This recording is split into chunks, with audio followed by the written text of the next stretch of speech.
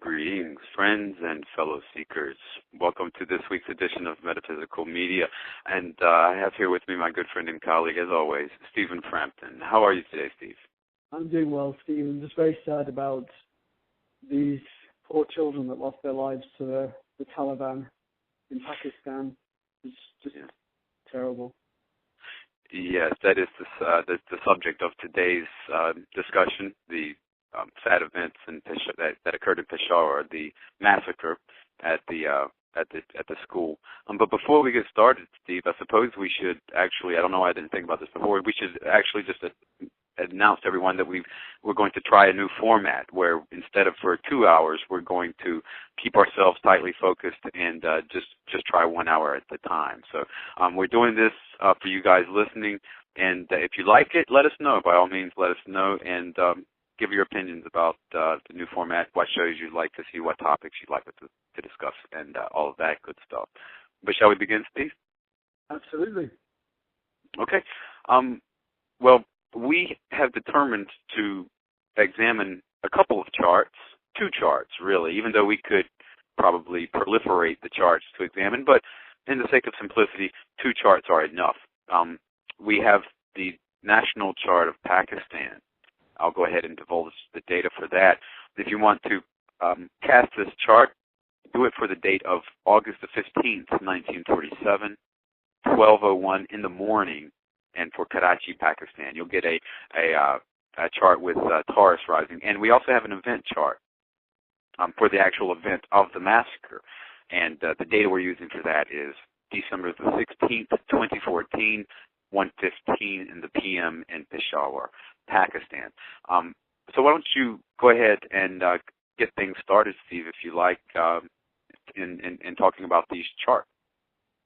Sure, Stephen. And I'm looking firstly at the chart for Pakistan.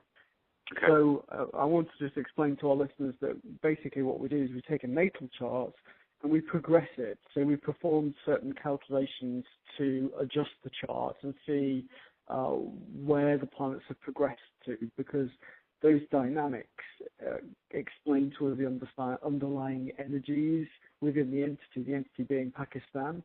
And when you progress the chart for Pakistan and also you add the transiting planets, it's quite a shocking picture, Stephen. Would you agree with that? Yes, I definitely would agree with that, especially in light of what these planets represent for Pakistan natally. To see them in stressful configurations and transits, and also in secondary progressions. It's quite disturbing. Just sort of briefly to catch everybody up to speed on what secondary progressions are, and I say briefly, this is a complicated technique, but I try to be succinct. The secondary progressions are simply the rate at which the planets move in a day in their normal motions. So every day after birth equates to a year of life, essentially. And we just apply this technique for Pakistan, and at the day of the event, we had some pretty disturbing configurations. What were some of the features of the progressed chart, Steve, that jump out at you? Well, there are some that are really obviously indicating a problem, Stephen. I think that Pakistan's natal chart is interesting to begin with because it has 5 planets. All clustered together in the 4th house, and actually a 6th planet, the moon, not far away. So you've got five planets clustered together, plus the moon in the 3rd house. And so it places a lot of intensity in that part of the chart. And in some ways, actually, it's simpler to predict whether there will be sunshine or storms for an entity when you've got such a concentration of energy in the chart, because clearly if that powerful configuration is activated by progression and transit, then there's going to be something very significant. So we've got that cluster of planets there, and we've also one of them is Saturn, one of them is Pluto. So in the natal chart, Saturn's conjunct Pluto, and Saturn is the major malefic, It plays its role like each planet, and it can be useful in certain charts under certain circumstances, but it is one to watch for sure when we're trying to avoid problems or losses, tragedy. And that Saturn progressed and is conjunct the Sun in this chart, and then Mars has progressed in there as well. So I would consider that cluster in the natal chart to be very highly activated at the moment. Yeah, no doubt about that. Right now, and at the time of the massacre, a retrograde Jupiter was transiting across, had already transited across that stellium and was sort of retrograding back over it. Not far away from the natal sun of Pakistan, for sure. Certainly, Saturn in the nativity, the root chart of Pakistan. This is a bad Saturn. It's in the sign of Leo. Not at all a place of authority for Saturn. But what's worse, Steve, is that this is a night chart. This is a nocturnal chart, and so Saturn is out of sect. Saturn's evilness, his malevolence is ramped up. Now, a lot of what Saturn represents is the principle of agnoia, not knowing, complete ignorance. And at night, the moisture and the coolness of the nighttime exasperate the problem of unknowing, not knowing. Okay, there's no distinction between things that are similar and things that are different.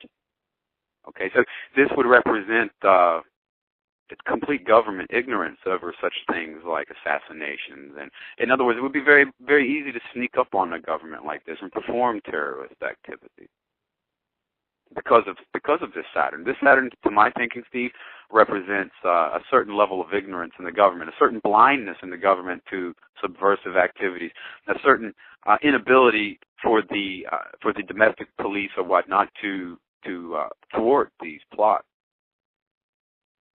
Yeah, and that's Saturn's rule in the midheaven, isn't it? Which in a mundane chart, or the chart of a nation, is the government. So we've got that problematic Saturn actually ruling the government in the chart. There are certainly big issues with regard to governance. I was also, Stephen, though, I was looking at the progressions. You see, Mars has progressed up very closely to Pluto and Saturn, which are both at 13 degrees, but Mars is at 11 degrees, so it's active because it's within 2 degrees, but it's going to continue hanging around that point. So I sadly don't feel that we're going to see much let up in Pakistan for a good couple of years at least. Would you agree with that? Yeah, I would definitely agree. And I think part of the problem is shown by this configuration in Leo, because we see a chain of planets that are very troubling. And in my thinking, it seems to me it sort of graphically represents a diabolical chain of command, as it were. Here we have, and interestingly enough, paradoxically, we have Mercury kicking the whole thing off. Mercury in the early degrees of Leo, where are we at here? 6 degrees of Leo, Mercury is at. And then there's the Plutonian experience, an experience of incredible congealed power, a hellish experience. And then we have Saturn. Now, we talked about that Saturn. It's an ignorant Saturn. It's a Saturn of unknowing, but it's also a Saturn of radical clerics, because the Capricorn is the 9th zodion, the 9th sign away from the ascendant. It's the sign of the house of God. I hadn't thought of that. Now look at this. Here's where it gets interesting, because Venus, the universal significator of Islam, is separating from Saturn and joining to the Sun. Okay? Now what that means is that the wholly harmful ideologies of this corrupted cleric, they're numerous. I don't want anybody to think that we're just talking about one of them here. Saturn represents sort of a placeholder for numerous clerics and administrators of various madrasas. Venus is separating from that Saturn and is traveling to the Sun, the leadership of Pakistan. So that to me is very troubling. I think we're going to have a situation where it's going to be difficult to separate the bad guys from the good guys within the ranks of the Pakistani government itself. And also, let's look at the moon. She's being ejected from the fourth house. To me, this symbolizes the overall lack of women's rights, the lack of respect for females. The moon wants to move by her motion into Leo, but the rotation of the Earth is ejecting her, and it's moving her. She's going to move from the third house as time, as the day goes on. She's going to go from the third house to the second to the first, and then she's going to rise in the morning. She's going to rise before the sun, believe it or not. So what this means is that the moon would like to get into the home, domestic environment of the fourth house, but she's being rejected, turned away by the diurnal motion. Yeah. So she'll never get there. And this represents a fated obligation that Pakistan has toward its women. This is very much a karmic situation. This is their fate. They're going to have to deal with this situation and be more inclusive of their women. And like you said, the house that the women are trying to get into contains Saturn, our radical cleric, contains Pluto, which, because it's anterior to Saturn, must be the principle of evil that causes the radical clerics to do what they do. Perhaps it could be the original Wahhabi missionaries who carried the ultra-conservative brand of Islam into Pakistan. Who knows? That's all up to speculation, I suppose. It's interesting stuff. I wanted to mention the Uranus-Pluto square for our listeners, Stephen, because people that are relatively familiar with astrology will have heard that these two very slow-moving planets are squaring each other, but they go retrograde. So they've squared each other a number of times, and then they back up, and they tighten up into another square. And the Uranus-Pluto square is exact at the moment, because we've got both of them at 12 degrees, Pluto 12 degrees Capricorn, Uranus at 12 degrees of Aries. And, that also the planet Pluto at the moment squares the nodal axis, so we are seeing some horrific events. I know we're focusing on Pakistan, on this dreadful occurrence in Pakistan, but also think of everything that's happening in other places. It's a tough time, and so we've got Pluto squaring Uranus, and that Pluto is squaring as well the lunar nodes, and the one thing that is also really striking in the Pakistan chart, Stephen, is the fact that when we look at the south node of the moon, we know that the south node is a problematic point, and we've got Jupiter at the south node. So Jupiter's progressed and is now at the south node. That's unfortunate. It indicates misfortune for Pakistan. And transiting Saturn is right on top of that spot. So that was highly stimulated, and I should imagine that in Pakistan, a country that has many astrologers, a great tradition of astrology, I should imagine that they were predicting that there would be a major issue or major attack in Pakistan. Do you agree that they should have, or they would have, if they've been looking at the charts? Oh yeah, no doubt about it. Because I'll tell you something. As Jupiter in real time is transiting through Leo, he's going to come into a square of his own natal position. So it's bad enough that Jupiter is going to trigger the stellium, a very wicked stellium, in my opinion, in Leo. But he's also going to hit on his own spot. And according to the old way of looking at transits, that's not a good thing. Dorotheus, a famous Hellenistic astrologer, said that every planet is vulgar and base when it comes upon itself by transit, especially in an opposition or a square. You see, so that's not good. Orpheus, another authority from the ancient world, says that when Zeus, or they called it Zeus, but when Jupiter transits onto itself, it redeems, quote, as many oppressions as it should find, right? And it brings fame, but in our case, unfortunately, it brings infamy. So he says it brings fame, both empty and noisy. So we got the noisy variety of fame, according to Orpheus. So it's not It's not good. One would think that perhaps Jupiter would be benevolent, but here's what Vettius Valens had to say on the subject. Quote, having come upon its own place, it will be not conducive for everything, except that it causes calumnies, which is a fancy word meaning gossips and censures on account of worthless matters. I'd say that fits the bill. It certainly does. It certainly does. That's fascinating. And Stephen, can you tell our listeners what you were telling me before the show about Vettius Valens and that the degree of the ascendant? Because you were explaining that he had almost a descriptor for each degree of the zodiac, and that the information for that degree in the chart was particularly revealing.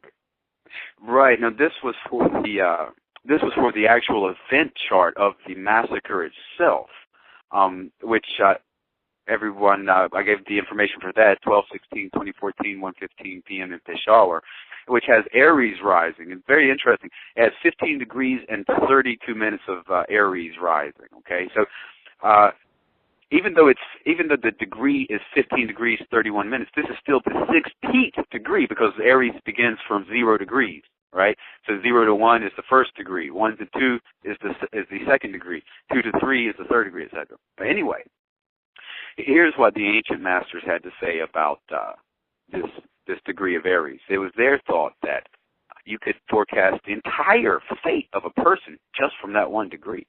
And here's what they say. Those who have the ascendant in the 16th degree of Aries will be tortured by constant intestinal pains and will die of them. If it's a woman, she will die in childbirth. Now, what's pertinent here is that maternality, motherhood, and children are specifically singled out for harm. And also, this whole bit about being tortured by constant intestinal pain, that could certainly be an indication of the anxiety that's going to come about as a result of this degree placement. So, we would be well within our rights to say, hey, the entire story of this event is told right there in that one degree of Aries. And that's just one testimony. We have the additional testimonies of Uranus there, retrograde, and also the South Node at that point. This is what's so fascinating about astrology, Stephen, is that you see each of the parts of the chart that you analyze gives you a chapter in the story or gives you a page in the book. And the more you analyze, the more you find the story is told by the charts. If you put all of the pieces together, you can understand what's going on. And it is fascinating that degree, that ascendant degree in the event chart, it relates specifically to children, because was it 100 odd children, 114 killed in a massacre, all but 9 were kids, school kids. Yeah. They actually, according to what I read, they seem to have decided to try to get the older children. But I think what's pertinent here is that they targeted, obviously the children, but the school itself was, if I'm not mistaken, a sort of a military school. Yes. And so that's an obvious statement that's going on there. They're trying to say we're going to hurt the up and coming generation of your generals and your officers. We're going to make the parents of Pakistan afraid to send their children to this school, etc. So we're essentially trying to damage your seed. So it's a nasty maneuver. It's a nasty maneuver and very dishonorable. I don't see how on earth they can think this could be a credit to Islam in any way, shape, or form. And obviously, I'm no expert on Islam, but common sense would tell me that this is so beyond the pale of what is Orthodox Islam that as to be radically heretical. Yeah. We were saying, weren't we, before the show, that it seems that ISIS have up the ante in terms of how brutal, how unrelenting, unforgiving, undiscerning a terrorist organization can be. And I do feel that the Taliban is engaging in the most dreadful activities, almost not wanting to be upstaged by ISIS. Yeah. I would have to agree with that, man. I think that's very astute, because historically among these radical groups, and not even necessarily terrorist groups, but groups that have pseudo governmental agendas like the Taliban or what have you, they all seem to be quite competitive. It's almost, I don't want to say funny, but I mean it's almost comical the awareness they have of each other. It almost has a sort of Monty Python esque hilarity about it. I'm reminded specifically of the scene in the life in I think it was The Life of Brian, where there are so many radical groups in Judea. They all get confused with each other. And I'm reminded of, it reminds me of what's going on now in the Middle East and in Far East Asia. There's so many radical groups that I'm sure they confuse each other all the time. I'm sure they confuse Washington all the time, and it's like a hydra, a monster with many heads. You chop off one head and another one grows back. And this is definitely going to happen again, I can tell you that, but maybe not in the same form of a school being attacked, but the effects of this attack are going to be recurrent. In other words, there's going to be more atrocities from the Taliban. I mean, one almost doesn't even have to be an astrologer to guess that, but the chart itself confirms it. I agree with you that there's not going to be much let up for a few years, because that progressed Mars at 11 degrees is not even yet conjunct Pluto and Saturn. And for goodness sake, when it is, in a couple of years, when that Mars is conjunct the collaboration of Saturn and Pluto in an angular house in the Pakistan chart, there's going to be more trouble. So it sadly is not going to be a one-off event. That there are going to be more and more problems like this in Pakistan, and Pakistan's been problematic for a long time, and it's going to get worse before it gets better. I think that's what the chart's saying, don't you? Yeah, I do, and it's saying it in multiple ways, because the nation of Pakistan itself has entered into a fairly long period where Mercury is going to be an important Time Lord. Right now, Pakistan is in a Time Lord period of Mercury. It's in the Field. I'm looking at the Field Oriya. Yes. Okay, they're in a Field Oriya period, ruled by Mercury, and the sub-period is Saturn.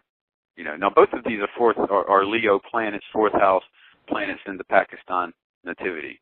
So, fourth house is a morbid house. It is not a fortunate house. It's long been associated with death because of its position underneath the earth. It's the opposite of the midheaven. So we refer to it as anti-culminating. It's the midheaven of hell. One might could look at it that way. It stands for incarceration.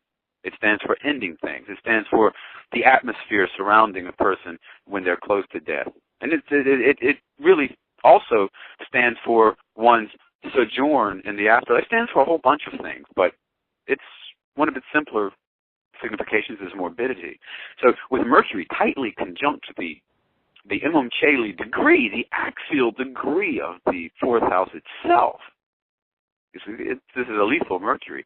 And being in Leo, one would expect that its significations would be bloody, because it's the fourth house. It's in Leo. Leo is fiery. Leo is bestial. Mercury is childlike. It's young. So, looking at this stuff ex post facto, it's very easy to see that Mercury represents the death of children, represents the murder of children. Determining this ex ante facto before the event, that's always the challenge. But Saturn as a sub-period ruler, it says a similar thing. Looking at this from the perspective of a matter-form relationship, we have the matter of Mercury, schools, children, books, etc., presented into the form of Saturn, death, denial, rejection, stupidity, dirty. Actually, Stephen, Mercury, as you explained, it rules education, it rules children. Mercury is at 20 degrees Scorpio in an angular house in the Pakistan chart. And just a reminder for our listeners that the angular houses are the ones that really pack a lot of punch, a lot of power. So you do see it a lot occurring when they're activated. And so Mercury's at 20 degrees of Scorpio.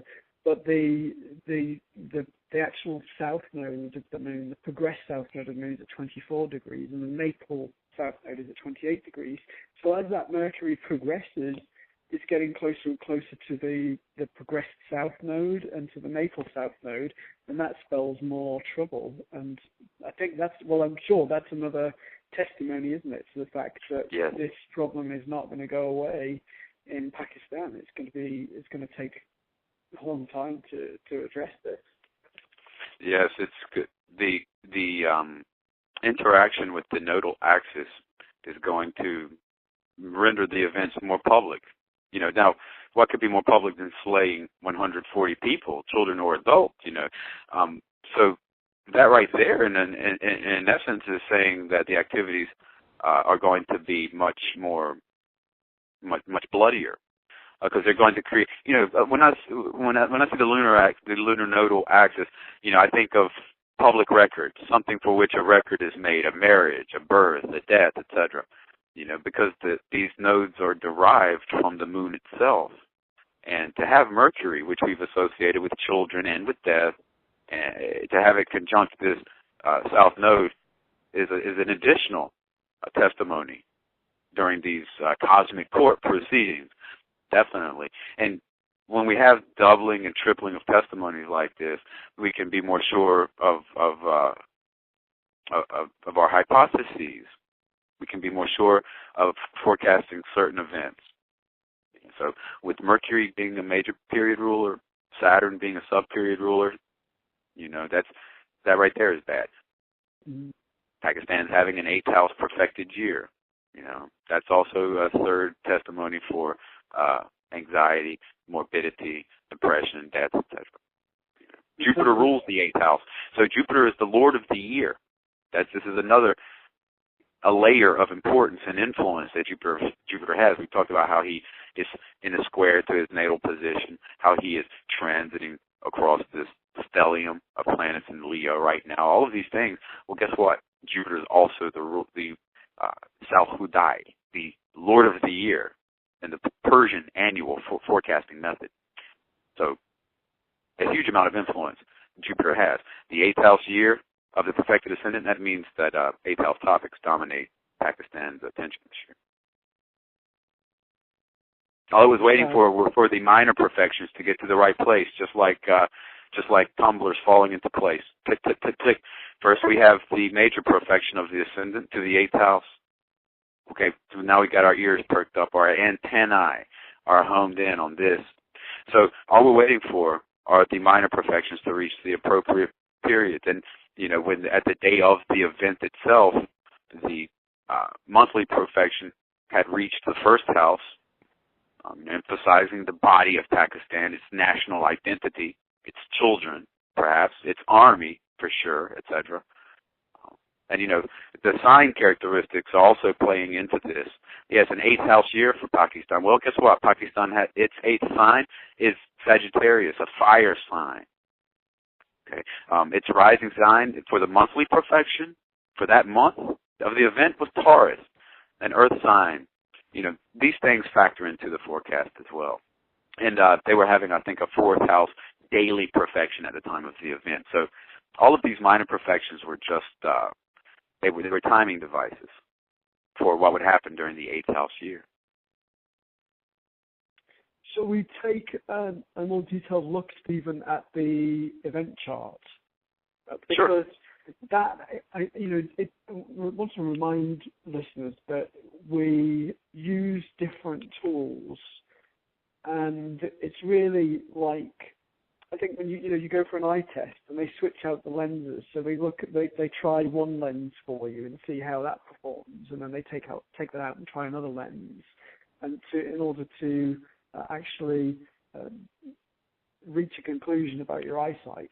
And I think what we do with astrology really is by selecting different tools, we're trying different lenses, and we're looking at the situation from different angles, and that enables us to confirm what we're seeing or what we're suspecting from one chart or from one tool.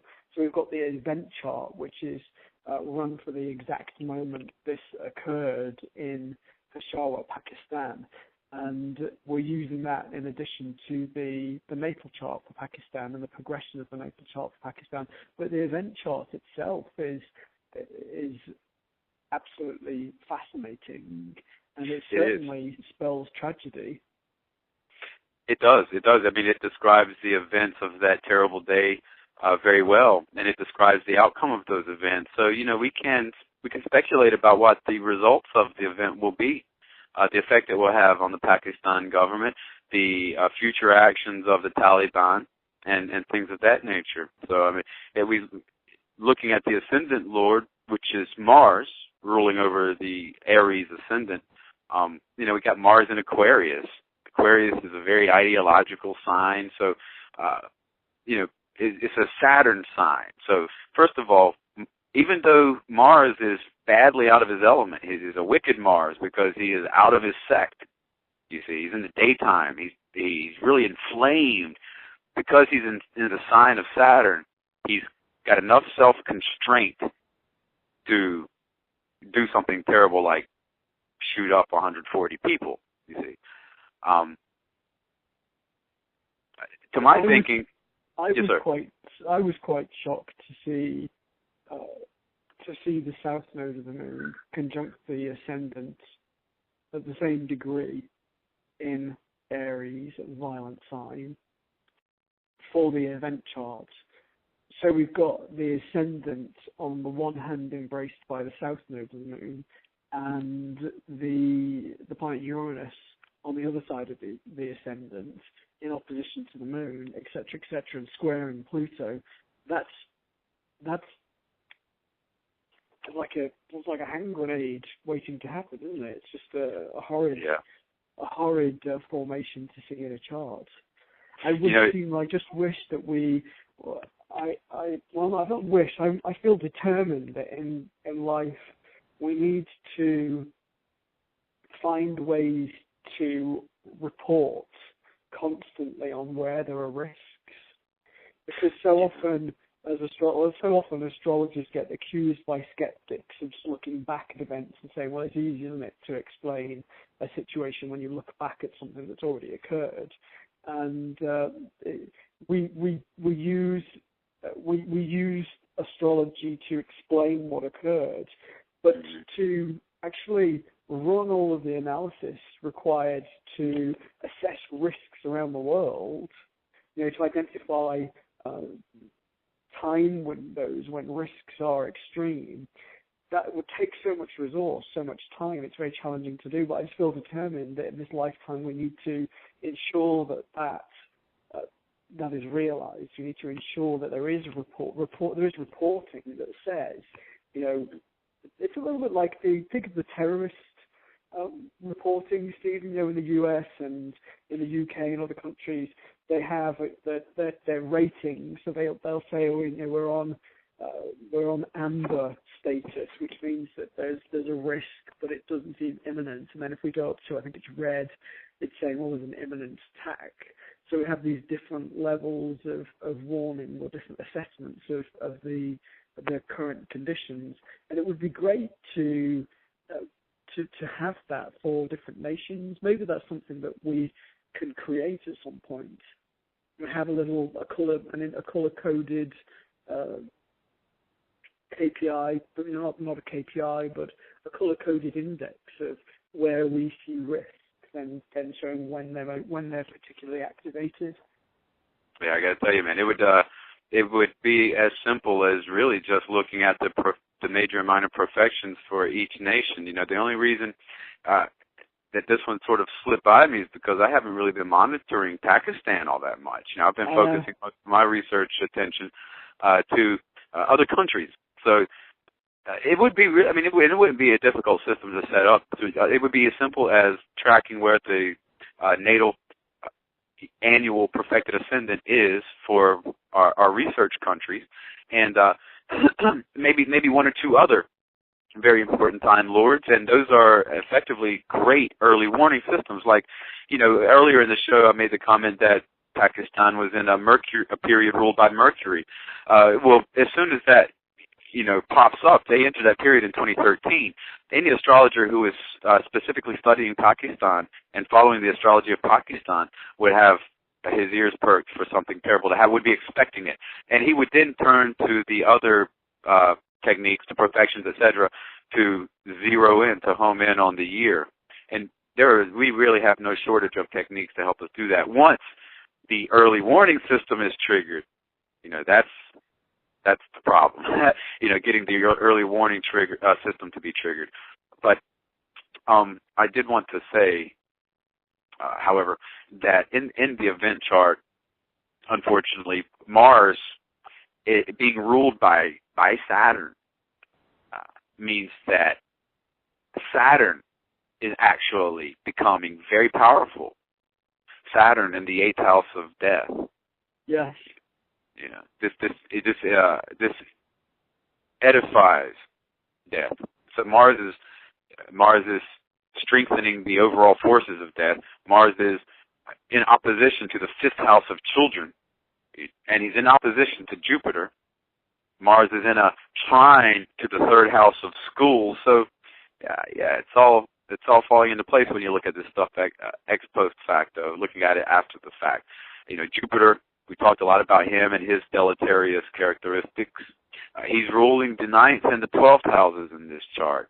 So, the 9th brings in a philosophical aspect that is quite obvious. Philosophy drove this entire crime. These miscreants did what they did at the behest of philosophy. And then the 12th house significations of Jupiter are quite obvious. 12th house is, it's your enemy. Not necessarily a hidden enemy either. It's quite open. This is a misunderstanding of the 12th house, saying that it's a hidden enemies. This was an innovation of the Arabs. It wasn't always that way.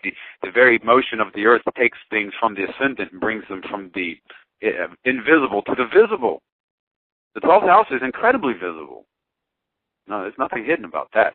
It's the 6th house that's more inclined to have your hidden enemies. I'm just looking, Stephen, at this Uranus-Pluto square again. I'm looking at the movement of the lunar nodes. So the lunar nodes at the time of this event were at 15 degrees. 15 degrees Aries is the south node, and north nodes at 15 degrees of Libra. And because they move clockwise through the chart, whereas the planets move counterclockwise, and we've got Pluto at 12 degrees Capricorn, that problematic configuration is going to tighten up further. And I'm not just referring to Pakistan, I'm referring just generally to the world, because we're looking at the planets as they transit up above us. But if you think of it, if we've got Uranus at 12 degrees Aries and the south node at 15 degrees Aries, well, south node's going to move up to become conjunct Uranus. And at the same time, we've got a Uranus-Pluto square on our hands with Pluto at 12 degrees. So when that south node, I'll calculate in a minute when it happens, but when that south node gets up to 12 degrees of Aries, there are going to be big events in the world. That concerns me, because you think that we've had this series of Uranus-Pluto squares, and this example of this dreadful tragedy in Pakistan is an example. It is an example of the kind of events we anticipate because of this Uranus-Pluto square. But given that it's tightening up even more, and given that they say that they build in intensity, so if you've got 7 Uranus-Pluto squares, they seem to become more powerful each time. And, the 7th square is next year, isn't it? I think is it March, April? I'll have to check. But that alone says more problems. And with the south node of the moon moving up to it, that's really, really intense energy, and it's intensely problematic. And, Stephen, we should probably do a piece of analysis together on the Uranus-Pluto square and the nodes, the south nodes, and we should overlay that on many different charts and perhaps come up with a short list of countries that really need to be on the lookout in 2015. But the other thing, Stephen, is, I don't like us to use the show to try and get business, as it were. But it's important that everybody really checks where that Uranus-Pluto square and where those nodes land in their chart. People need to be aware of that. They need to understand, well, is that in a very powerful and problematic part of their chart? So it's something that we can help them with if they have a consultation with one of us. But they may already be working with an astrologer, but they should ask about that. They should find out where that dynamic is in their chart, because as we were saying before, we can look back on things retrospectively, and if we had the time and the resources, we'd analyze the whole world constantly and be raising flags left, right, and center. But it's important that people look at this for themselves, because if we know that there's a very challenging energy on the horizon, we can potentially, we can't eliminate it, but we can be prepared, or we can make some adjustments, some changes to weather the storm a little more easily. But this Uranus-Pluto square, particularly with Uranus conjunct the South Node, as I said, is it's a problem that's heating up even more. And I feel very sad for these kids and their families. I mean, it just disgusts me that there are people on the planet that would kill anybody or hurt anybody. But to hurt innocent children that are just trying to learn what they need to learn at the beginning of their lives, it's just hideous, unconscionable. And I tell you, if I could push a button that would remove all of these terrorists from the planet in one fell swoop, I'm not a violent person, Stephen, but I wouldn't hesitate to push it. Well, there's as offensive as this idea might seem, I'm convinced it's no less true. They are necessary to the balance of the universe. Sadly. Unfortunately, the universe has its own plan. You know what I'm saying? We're just players in it. Yeah. But the Uranus-Pluto cycle is a 127-year cycle between these two planets. And the German astrologer Reinhold Bertin said he characterized it as building again upon the ruins of the old. And it is the synod, the phases of Uranus-Pluto that is critical for the radical restructuring of people and nations.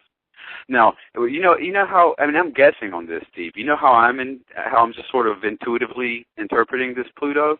Mm-hmm. I'm seeing this sort of as Pakistan's reaction.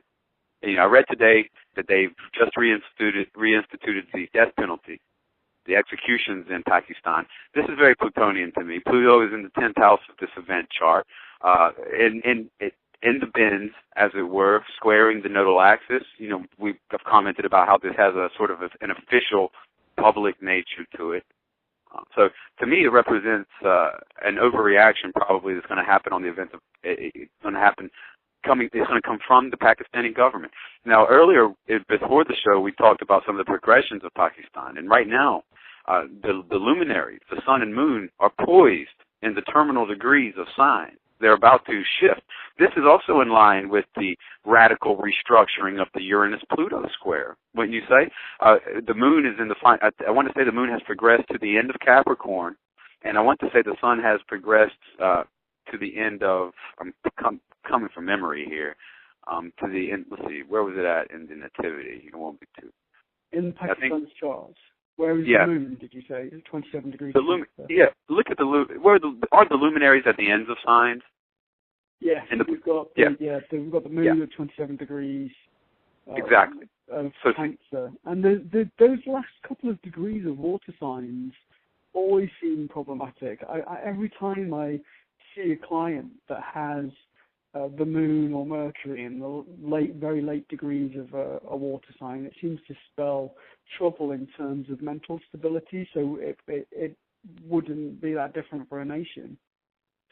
Yeah, it's the ending degrees of all the signs are kind of problematic because the malefic planets rule those degrees in the Egyptian system of terms.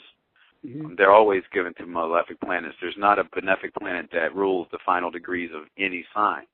So, but more importantly, it represents that the principles shown by the sun and moon for Pakistan, their leadership and their very people, the body of the people, these things are going to shift. In the case of the rustics, as Abu Ma'ashar called them, and mashallah, in the case of the rustics, they're going to be changing from a Capricornian environment to an Aquarian environment. They're going to be influenced by these ideologies. And as I said, the closest ideology at hand is that of radical Islam.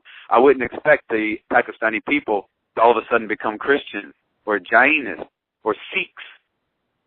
The closest Aquarian ideology at hand is radical Islam. And so as the moon transitions from Capricorn into Aquarius, the entire body politic of Pakistan is going to shift away from materialistic values of Capricorn into the more quote-unquote humanitarian, and I use that term extremely loosely, principles of Aquarius. So on the one hand, we're going to have that's going to express itself in a very leftist type of liberal manifestation.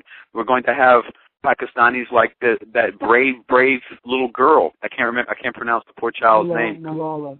Right, we're going to have Aquarians like that running Pakistan, but they are going to be countered. The people are going to be split between this liberal leftist Aquarius and a conservative Aquarius, and I think it's going to be the right-leaning Aquarius that's going to win out. Now, the sun is the rulership of Pakistan, and it's about to ingress into, from what sign into which sign, Steve? I don't have the progress charts in front of me. The sun. Right. Is it Virgo into Libra? Let me see. Let me just get the progress chart in front of me Sure. again. Here we go. Yes, the sun's at the progress sign is at 26 degrees Libra, so it will progress into Scorpio, into the seventh. No more Mr. Nice Guy. The houses are a bit questionable for Pakistan because the chart is 1 minute past midnight, which usually means that nobody documented the actual time of the time the entity was created. But yeah, it's at 26 degrees Libra, moving towards Scorpio. All right, yeah. The houses on this one are kind of iffy, but fortunately with these progressions, I mean, we can actually get a lot of information just on the sign placements, I mean, for example, the simple fact of the progressed sun being in Libra, this is a deep criticism of the Pakistani government, because the sun is in its fall in Libra. So this says that the Pakistani government, it is not saying that it's inept. It's saying that it's low class. It's low class. They got a low class government. And then as the sun transits into Scorpio, then the sun is no longer going to be in the sign of Venus. See, this is why the sun in Libra is kind of is at fall. For one thing, it's technically opposite the sign of its exaltation, Aries. But, the sun just doesn't, Libra is sort of anti-sun, And so, anyway, it's a sun that kind of wants to make the people happy, a yes man type of a government somehow. But as it gets into Scorpio, it's going to be much more Mars-ruled, much more violent, and it's going to engage in abuses. The government of Pakistan is going to engage in abuses once progressed sun enters into Scorpio.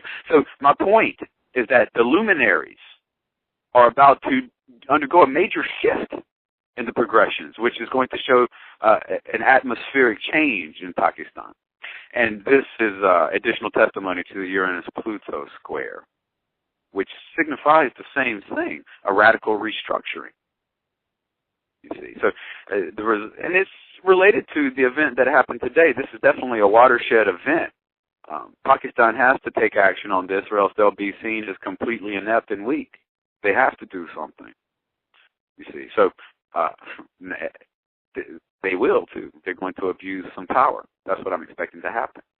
They've taken military action in the northwest of Pakistan in response to this terrible tragedy.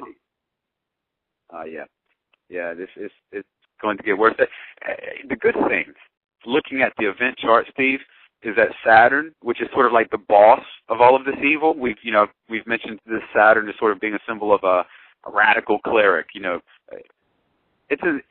in the 8th house, the good thing is that it's setting. It's in its death throes.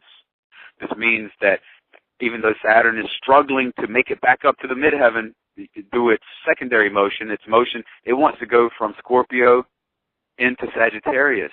But the diurnal motion, the diurnal rotation of the Earth is pulling it back down to the setting place. So this symbolizes, the ancient Greeks would have seen this Saturn as in its death throes. It's trying to prevent itself from reaching the setting place. Look at the moon; it's already there, signifying that the people are in fact sinking beneath the horizon. It's a symbol of the mortality of this event. But I am encouraged by this Saturn, which is being dragged against its will to the setting place. They're going to catch the people responsible for this, and they're going to execute them. But I don't think they're going to put an end to the problem. Not totally, but they'll get the people to do this. But the problem with terrorism now is that it's everywhere. It's just like you said. It's like chopping what was the expression you used? Chopping the Hydra. Yeah, and then the more heads grow, and it's just a problem all over the place. It's not as though it's isolated in one location and can be dealt with there. It seems to be just springing around all over the place. There was a report that ISIS is set up a training camp in, I think it was not Algeria, in Libya. I'm surprised they haven't set one up in Indiana. The way this works is. They're probably looking at it. I'm surprised they haven't set up a training camp in Alexandria, Virginia, for crying out loud. But this is important, Steve, because if I might add, the succeeding houses, they have a backward reference. I mean, if we look at the event chart, Jupiter retrograde in the house of children, he's got a backward reference into the 4th house of public buildings. He's trying to get into the public buildings. Well, in the American charts for 2015, we have this same retrograde Jupiter in Leo, and he's also succeeded, also has a backward reference, also trying to get back into something, but this time he's in the 2nd house. So instead of trying to get into the 4th house, he's trying to get into the 1st, into the body of America itself. So to my thinking, this same Jupiter is going to rear its head in the American forecasting charts for 2015 in the guise of bad people trying to get onto the terrain of America. Yes, and again, you see, we could analyze that.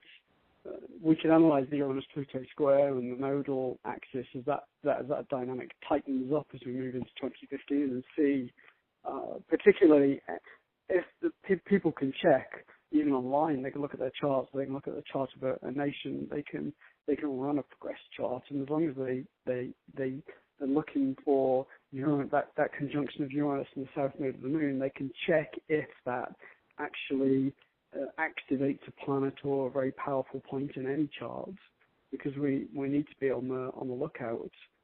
But I mean, Stephen, you said, we need to look at when there could be an event in the US, and sadly, my feeling is that it is a question of when. It's not a question of if. It's just a question of when and where and how. Yeah, well, I'll tell you something. Looking at this Uranus-Pluto square, I noticed that Uranus is retrograde, which means that, let's see, Pluto's at 1237, Uranus is at 1235. So it's separating from that square. So that means that first it squared Pluto once, then it squared him twice when it retrograded, but now it's going to soon, at some point, it's going to turn direct, and it'll square Pluto a 3rd time. This 3rd time, that date is going to be significant. Usually, during these sorts of patterns, it's the 3rd iteration of the figure, in this case, a square of Uranus and Pluto, which is the more defining. Well, it's the 7th, Stephen, the 7th square. I think there are 7 squares in the series, and I'm pretty sure, I'd have to check my records, but I'm pretty sure that the 7th square, the ultimate square, is next year, and it's the first half of next year. No, that's a part of the early warning system, okay? That's definitely part of the early warning system. Which locales are going to be targeted? and which ones are going to be safe. I think a lot of that is going to depend upon where this configuration falls in terms of the houses for that particular region.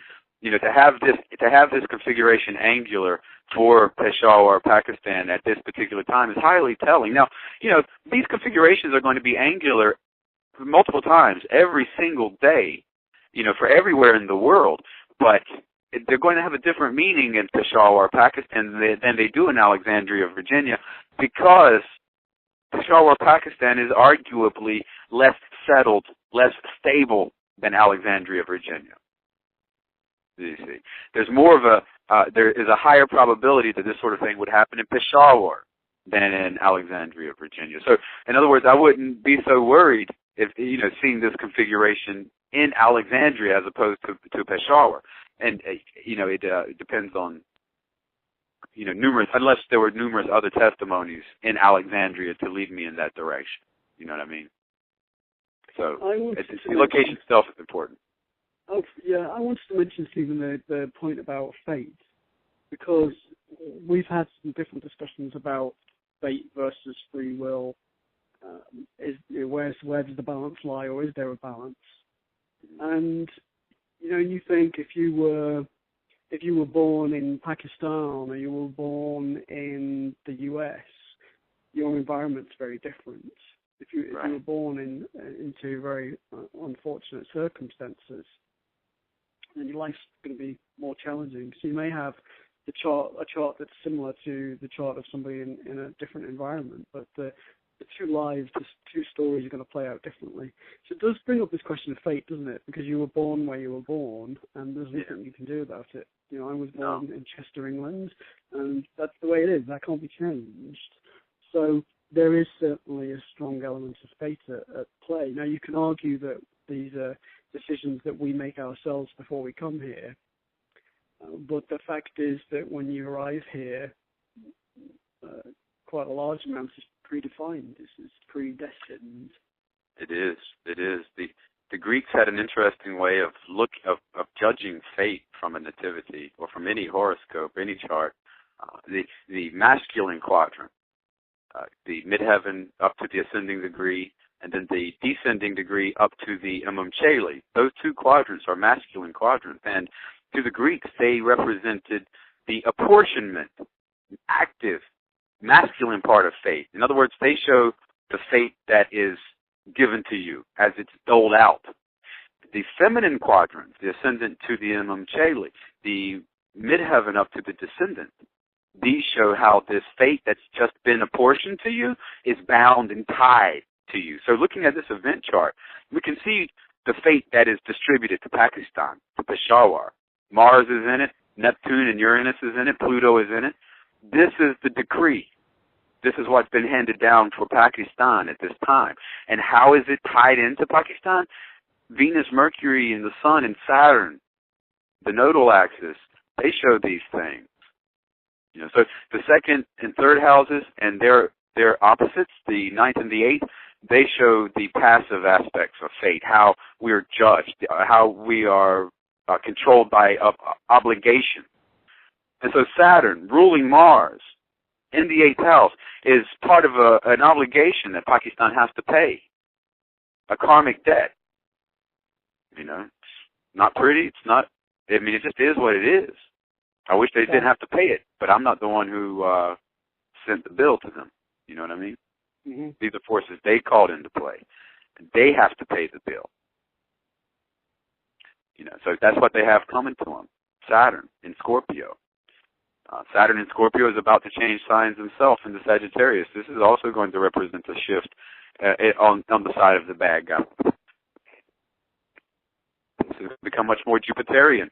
Yeah, and notice how Jupiter keeps cropping up in these delineations as a thoroughly corrupted and debauched entity. How are we doing on time anyway, Steve? I get so carried away with these things, I swear. We're actually out of time. We're out of time?